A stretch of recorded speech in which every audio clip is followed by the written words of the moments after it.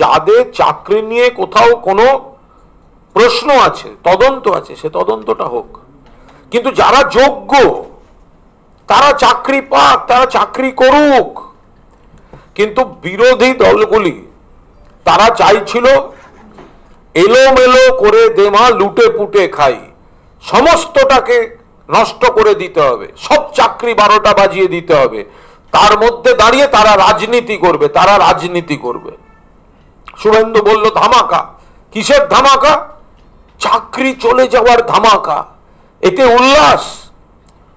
কতজন যোগ্য প্রার্থী পড়াচ্ছেন, কতজন যোগ্য প্রার্থী যারা ওয়েটিং লিস্টে রয়েছেন, প্যানেলে রয়েছেন, তাদের কর্মচ্যুত করা। যেখানে এসএসসি নির্দিষ্ট করে দিয়েছে যে বিতর্কিত বা প্রশ্নচিহ্ন আছে বা তদন্ত সাপেক্ষ চাকরি কাদের, তার মানে ধরে নিতে হবে বাকিদেরটা ডিসপিউট নেই। তো যাদের ডিসপিউট নেই তাদের চাকরি খাচ্ছে কোর্ট। এটা কোন ধরনের জাস্টিস? এটা তো ইনজাস্টিস, অবিচার। আবার একজন বলছেন, আবার একটা মামলা আসছে, আরো বেশি লোকের চাকরি খেতে হবে, উল্লাস। একদিকে যারা যোগ্য, যারা চাকরি করছেন, এত বছর ধরে চাকরি করলেন, বেতন পেলেন, জীবনে প্রতিষ্ঠিত, তাদের কাছ থেকে চাকরি ছিনিয়ে নেওয়া হচ্ছে। সামাজিক সংকট, স্কুলে, পাড়ায়, সমাজে লোকে তাকাচ্ছে, সবাই ভাবছে তাহলে এরাও কি, যার কোনো দোষ নেই, এক বন্ধনীভুক্ত করে দেওয়া হয়েছে, তাহলে কি এরাও দুষ্ট, এরাও ঘুষ দিয়েছিল? অবিচার।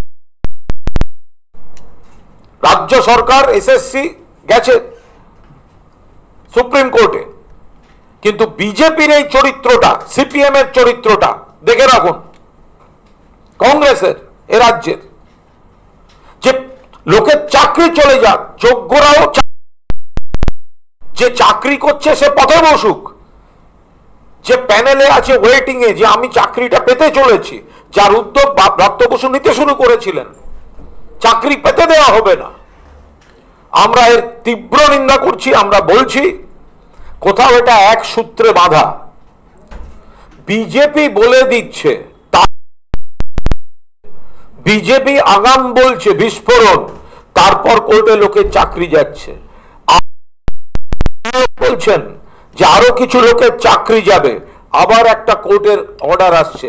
তাহলে বিজেপির পার্টি অফিস থেকে টাইপ করে আদালতে অর্ডার যাচ্ছে, নাকি আদালত যখন অর্ডার টাইপ করছে সেখানে বিজেপির লোক বসে থাকছে? এ নিয়ে যদি কেউ প্রশ্ন তোলেন, সেই প্রশ্ন তোলার অধিকার কারুর সবারই রয়েছে। আমরা বা যাদের চাকরি নিয়ে প্রশ্ন আছে, অন্যায় তদন্ত হোক। আর এসএসসি কাদের বিরুদ্ধে তদন্ত চলছে সেটা তো জমা দিয়ে দিয়েছে, সেটা তো প্রকাশ্যে এনে দিয়েছে। তাহলে তো যাদের তদন্ত হচ্ছে না, তার মানে তাদেরটা স্বচ্ছ। তাহলে তাদের চাকরিটা খেয়ে নিয়ে কোর্টের কোন ন্যায় বিচার? আর তাদের চাকরি খাওয়ার আনন্দটা, পৈশাচিক উল্লাসে ভোটের বাজারে বাজার করতে নেমেছে এই সিপিএম, এই কংগ্রেস এবং ভারতীয় জনতা পার্টি। আমরা বলছি, ভারতীয় জনতা পার্টি যারা ধামাকার কথা বলছেন, চাকরি খাওয়ার কথা বলছেন, আর যে বিচারকদের হাত দিয়ে চাকরি যাওয়ার অর্ডার বেরোচ্ছে, এদের মধ্যে কোনো যোগাযোগ আছে কিনা সেটাও সিবিআই এর তদন্তে আসা উচিত। এটাও সিবিআই এর তদন্তে আসা উচিত। অভিজিৎ গঙ্গোপাধ্যায়কে আমরা দেখেছি বিচার ব্যবস্থায় আলোচনার দরজা খুলে তিনি বিজেপির প্রার্থী হতে গেছেন। তাহলে বিজেপির নেতারা বলে দিচ্ছেন ধামাকা হবে, বিজেপির নেতারা বলে দিচ্ছেন চাকরি যাবে, আর কোর্ট চাকরি যাওয়ার অর্ডার দিচ্ছে। এর মধ্যে কোনো যোগসূত্র আছে কিনা সেটাও সিবিআই তদন্তের আওতায় থাকা উচিত।